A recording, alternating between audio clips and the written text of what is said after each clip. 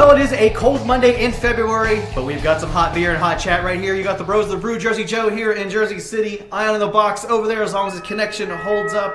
And one thing they never have, Joel, in Vegas is snow, or pretty rarely, right? Or hot beer. Hot beer. No, you do have hot beer out there. I've actually had a hot beer that was actually left out in one of those street carts in front of Bally's in one of those little outdoor stores one time. But that's not what we're here to talk about. We're here to talk about snow. Do you love it? Do you hate it? Does it drive you nuts? What do you think? We got your comments. We want you to hit us up live here in the show, those of you watching right now, and crack a beer and join our fun. So, look, it's snow. We got to deal with it. It's winter time. It's February, though. It's coming to an end. It is nice in the middle of winter here. What's the winter like out there in Vegas right now? Oh, beautiful. It's like 70 degrees. yeah, that's right. That's what you asked for in life. Yeah. Well, all right. So I know you grew up in Reno, though. So what do you think about winter and snow? Well, kind of. But it's horrible and it sucks. And if you drive in it, then it makes your life really difficult, especially if you're trying to go to work. So yeah. There's some shitty factors of it. It's horrible. If you're a kid, it's cool because snowball fights are awesome. But driving it is horrible. And it's really cold, and if you have a cheap dad like I do, then there's no heat on in the wintertime. And yeah. Fuck that. That's what my mom was the same thing, too. For some reason, she would never crank the thermostat above 68 degrees. She'd flip out, I'm not paying for this giant heating bill. Like, she would go nuts. And, like, I would sneak it up to 70, and then she'd go yell, who's playing ping pong with the thermostat? Like, she'd totally lose her shit if I raise the temperature 2 degrees. So, that's growing up winter in the country in the mountains of Pennsylvania. Yeah. So, I feel your pain.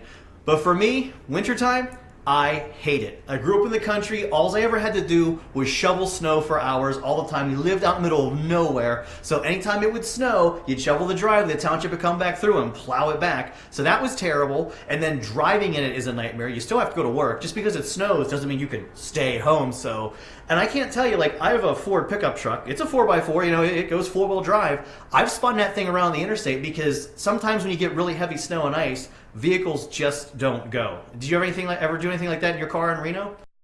No, not in Reno, but I did have one instance where I was driving in the mountains one time, and it was like a random, really hardcore blizzard. I didn't have a truck like you. I had a shitty 4-door sedan, and I was coming down the mountains, and I was doing about 55, but I couldn't really see anything.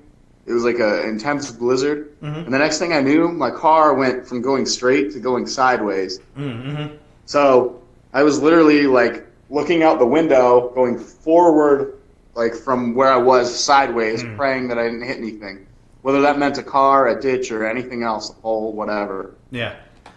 That's the one thing with vehicles. Like, if you get enough snow on the road, no matter how good your tires are, no matter what, if you hit ice, you're just not going to go anywhere. You're going to dump it. And I've had that happen before, too. There's a dent in the bed of my truck that shows it. I mean, that's the thing about having a pickup truck. You think because you have 4-wheel drive, you're going to be fine. But you still have to weight the thing down in the back. If not, it just, you know, it just shakes its ass like it's in a conga line. So there's nothing you can do when you get into really, really heavy snow.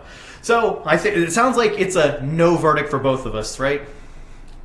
Absolutely. Snow. Yeah. That's why. Well, you live in the desert now, so you don't have to deal with it anymore. I still being here in the New York City area. Never again. Never again. One of the factors in moving here was never, ever dealing with snow ever again. Although I was there one time when you guys got snow, and people were like fender bendering, is that a word? Bending.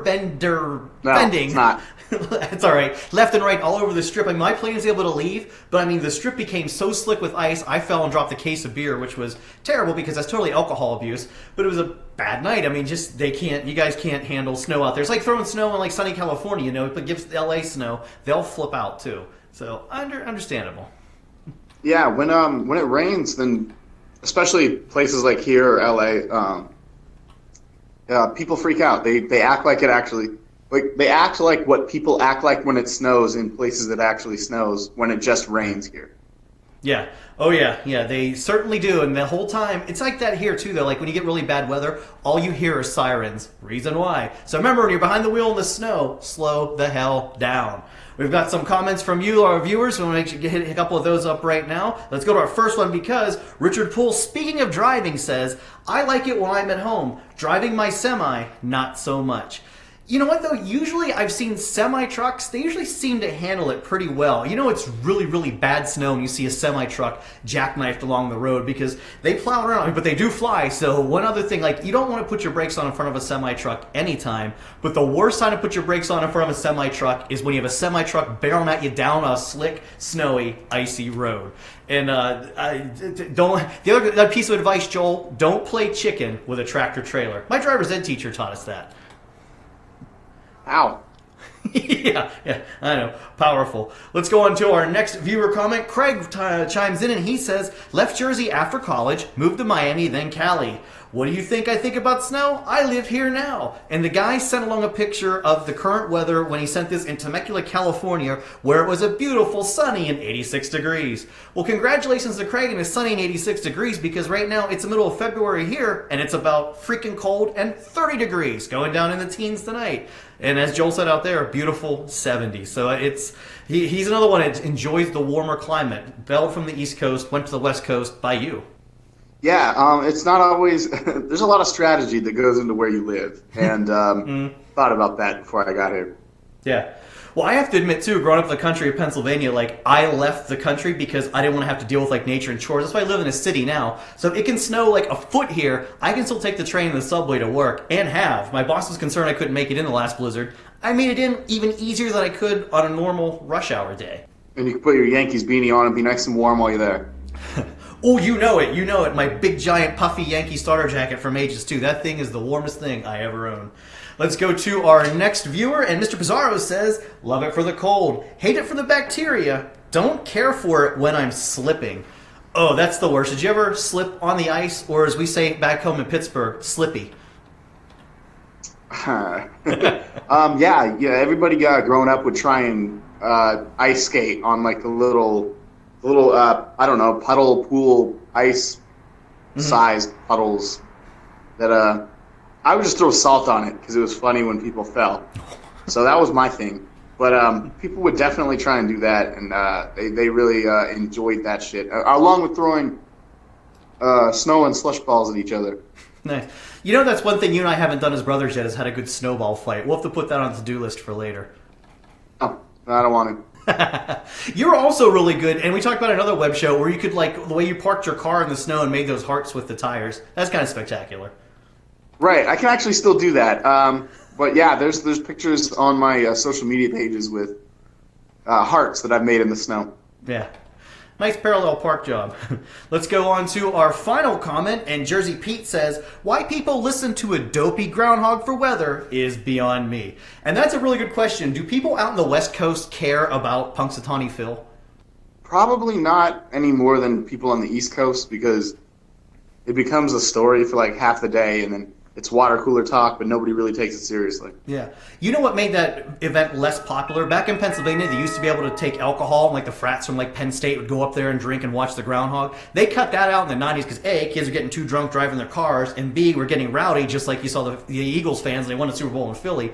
So that event's been alcohol-free now since the 90s, and it's not as much fun as you think it is. It looks better on TV. It's like when they pen those people up in Times Square at New Year's. Would you ever go see Punxsutawney Phil? If you paid me a shitload of money. Oh, you actually would go because, yeah, I have no desire. There's nothing to do in Punxsutawney. I'm from that area, and it's also in the middle of mountains in the middle of nowhere. So, here's our question. Do we like snow? Let's go to our poll, and this one, it's got the exact results. I thought you pretty much could figure it out. Snow, love it or hate it. 100% of you said, I hate it.